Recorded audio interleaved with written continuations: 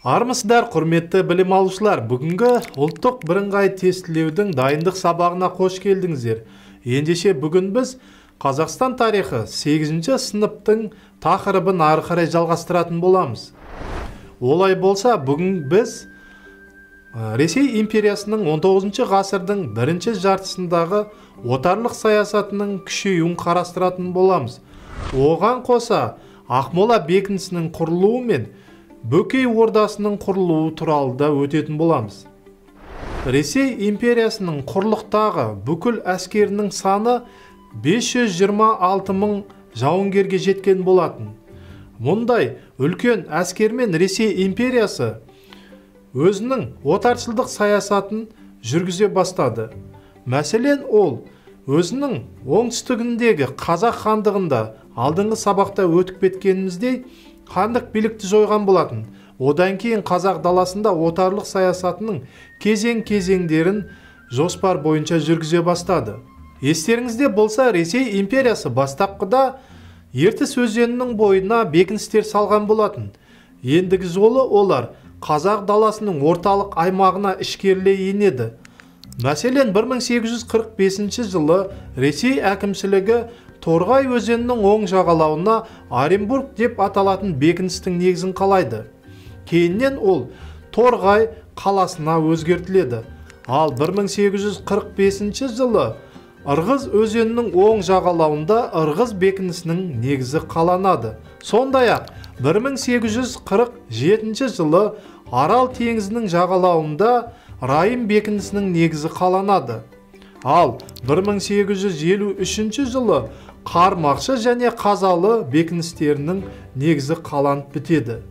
Ресей империясы қазақ даласын отарлауда Арал және Каспий теңізінде өте жақсы пайдаланған болатын. Мәселен, 1833 жылы Каспий теңізінің жағалауында Новопетровск бекінісінің негізі қаланды. Ал 1848 және 1853 жылдардың аралығында Ресей империясы Арал теңізіне алғаш рет кеме енгізеді. Ол кеме Николай және Михаил деп аталған болатын. Ресей империясының Арал теңізіндегі алғашқы кеменің енгізуінің басты мақсаты Ақмешіт бекінісінің қоршауы болып саналған етін. Сонымен бірге Ресей империясы Хиуа хандығына қарсы әскери жорық ұйымдастыруды бастайды. Осы мақсатпен 1839 және 40 жылдар Орынбор генерал-губернаторының бұйрығымен Хиуаға әскер енгізіледі, бірақ ол сәтсіздікпен аяқталады. Ал енді, құрметті білім алушылар, осы қазақ жермен шекаралас аумақтарда құрылған қазақ әскерлерінің құрылуы туралы айтып кетсек, қазақ әскерлері негізі патша үкіметінің шекаралық аймақтардағы тірегі болып саналған етін. Алғаш рет 1591 жылы Жайық қазақ әскерлері құрылады. Ал 1775 жылы оның атауы Орал қазақ әскеріне өзгертіледі. 1803 жылы патша үкіметі 10 әскери полктен құрылған Орал қазақ әскерінің негізін бекітеді. Ал 1856 жылы Орал қазақ әскері 73 мың жауынгерден тұрған болатын. Сондай-ақ 1840 жылы Николай I Орынбор қазақ әскерін нығайту туралы жарлық шығарады.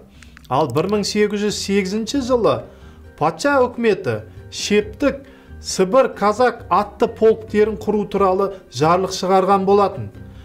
Жалпы Сібір қазақ әскерінің құрылуы ол орта жүздің Ресейге тезірек бағындырылуын жүзеге асырған болатын. Сібір қазақ әскері орта жүздегі Ресей әкімшілігіне қарсы ұлт-азаттық көтерілістердің басудағы басты күшіне айналған етін. Осы Сібір, Орал және Орынбор қазақ әскерлерінің басшысы атаман Ресейдегі атты әскер дивизиясының командирімен теңестірілген болатын.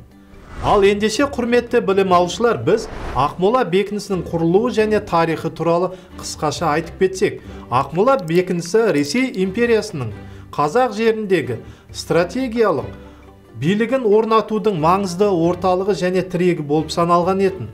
Жалпы Ақмола бекінісі Есіл өзенінің оң жағалауындағы Қара өткелден 9-10 шақырым жерде орналасқан етін. Ақмола бекінісі Жібек жолының солтүстіктен шығысқа тарайтын тармақтарының орталығында орналасты. Ол Сібірді Ташкент, Бұхара және Хиуамен жалғастырды.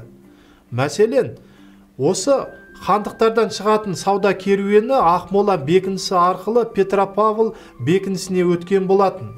19 ғасырдың 50 жылдардың басында Ақмола бекінісі толығымен салынып бітеді.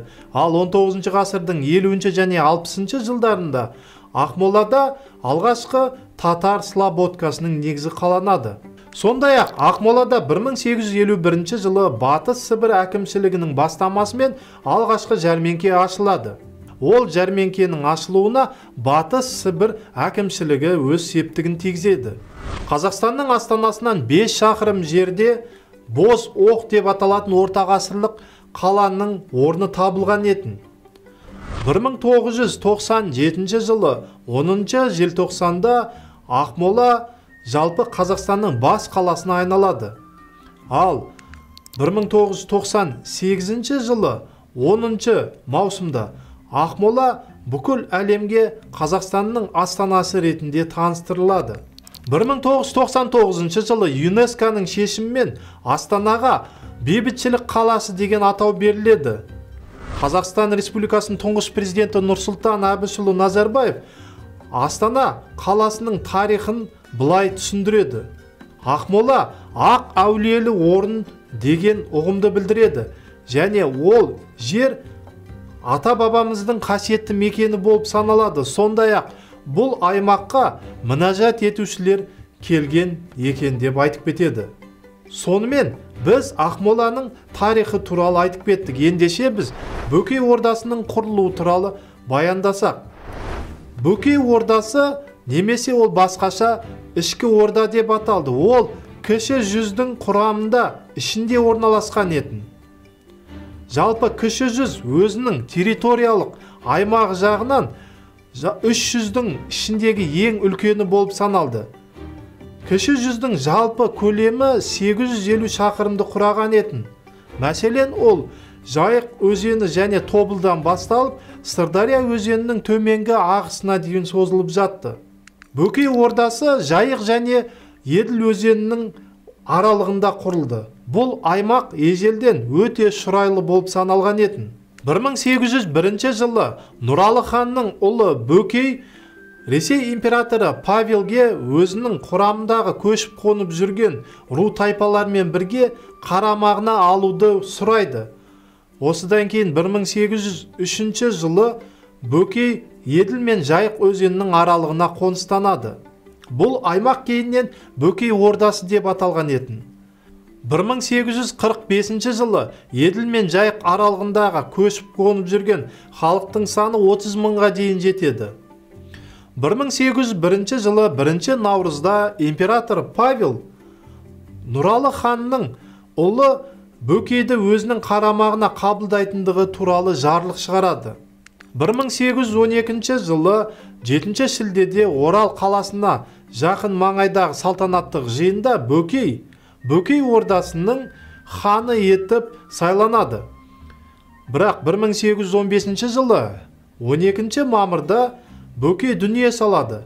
Енді хандық билік оның інісі Шығайға беріледі. Себебі оның тікелей мұрагері Жәңгір әлі хандықты басқара алатын жасқа келмеген болатын. Өз кезегінде патша үкіметі 1823 жылы 22 маусымда Жәңгірді ішкі орданың ханы етіп бекітетін грамотаны шығарады.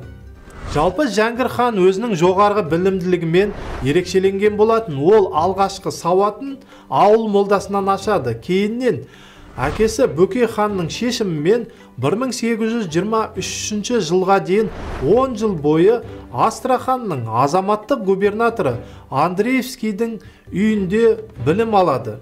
Жәңгір хан орыс, парсы, араб, татар тілдерін еркін меңгеріп алады. Ол сондай-ақ неміс тілінен хабардар етін. Кейіннен ол Шағатай тілінде меңгеріп алады.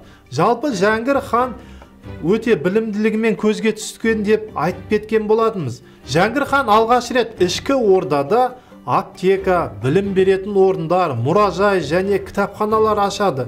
Сонымен қатар ол 1832 жылы Бөкей ордасында алғашқы жәрмеңкені ашады. Ал 1841 жылы ол Бөкей ордасында алғашқы мектеп ашады. Ол мектепте Бабажанов, Шығаев және Бек Мұхамедов атты қазақ ұлдары білім алған етін. Сондай-ақ Қазан университеті оның жоғарғы білімін бағалап, ғылыми қоғамдық мүшелікке өткізеді. Жалпы ол Қазан университетінің жоғарғы мәртебелі мүшесі етіп сайланған болатын. Сондай-ақ Жәңгір хан Петербург қаласына барып, Ресей патшасы 1 Николайдың таққа отыру рәсіміне қатысады. Ол сонымен қатар Ресей армиясының генерал-майор шенін алады.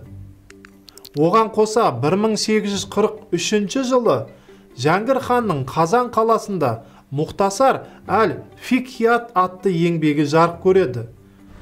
Жәңгір хан жалпы қазақ тарихын, салт-дәстүрін және әдет-ғұрпын жетік меңгереді. Ол сонымен қатар қазақ жерінде асыл тұқымды өсіру кәсібімен де айналысқан етін. Жалпы Жәңгір хан өте жоғары білімін пайдалана отырып, қазақ даласында әкімшілік реформалар жасайды. Жәңгір хан Бөкей ордасын 12 әкімшілікке бөледі және Бөкей ордасында билер кеңесін құрады. Билер кеңесі 12 биден тұрды.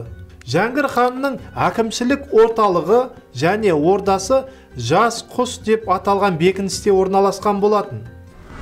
Жалпы Жәңгір хан өзінің білімділігімен ғана ерекшеленбейді, сонымен қатар төменгі таптағы қазақ шаруалары мен көшпелілерін қанаумен де ерекшеленген етін. Ол қазақ халқына, соның ішінде өзінің ішкі ордасына салық салуымен көзге түсті. 19 ғасырдың бірінші жартысындағы Бөкей ордасындағы шиеленіскен әкімшілік саяси жағдайлар Исатай Тайманұлы және Махамбет Өтемісұлы бастаған көтерілістің тууына әкеп соғады. Бұл туралы біз келесі сабақта айтатын боламыз. Ендеше, құрметті білім алушылар, бүгінгі сабағымыз аяқталды. Бүгінгі алған өте құнды мәліметтер болашақта сіздерге көмек болатындығына кәміл сенемін. Ендеше, келесі сабақта кездескенше.